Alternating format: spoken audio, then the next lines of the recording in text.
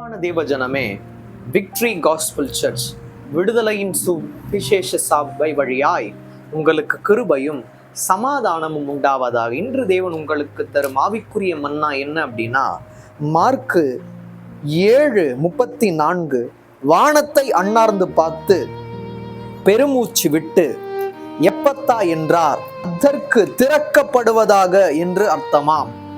உங்களோட வாழ்க்கையில் எந்தெந்த கதவுகள் திறக்கப்படாதிருக்கிறதோ தேவனிடம் இதை எங்களுக்கு திறந்து தாருங்கள் என்று கேட்டால், அவர் உங்களுடைய வாழ்க்கையில் வந்து அண்ணாந்து பார்த்து திறக்கப்படுவதாக எப்பத்தா என்று அவர் கூறுவாரே, ஆனால் திறக்கப்படாத கதவுகளும் கண்டிப்பாக திறக்கும். இங்கு நல்லா பாருங்க, அடுத்த வசனம் வாசிச்சா உங்களுக்கு புரியும். உங்களுக்கு நேரம் வாய்க்கும் போது இது முழுமையா நீங்க வந்து வாசிச்சு பாருங்க.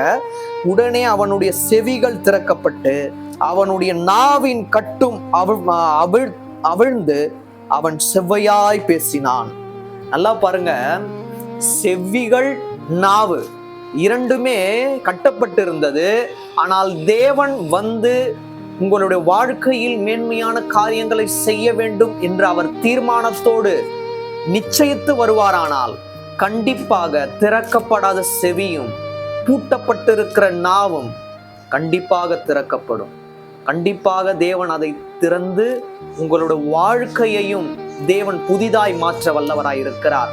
இன்று உங்களுடைய வாழ்க்கையில் நீங்கள் ஊமையாக ஸ்திட்டுத்தனமான ஒரு வாழ்க்கையில் இருக்கலாம். இந்த இரண்டையும் தேவன் விரைவில் திறப்பார் என்ற நிச்சயத்துடன் இந்த வார்த்தையை தேவன் உங்களுக்கு கொடுக்கிறார். தேவன் தாமே இந்த வார்த்தையின் மூலமா உங்களோட வாழ்க்கை திறக்கப்பட்டதாக நீங்கள் எண்ணி வாழுங்கள். கண்டிப்பாக உங்களோட வாழ்க்கை திறக்கப்படும்.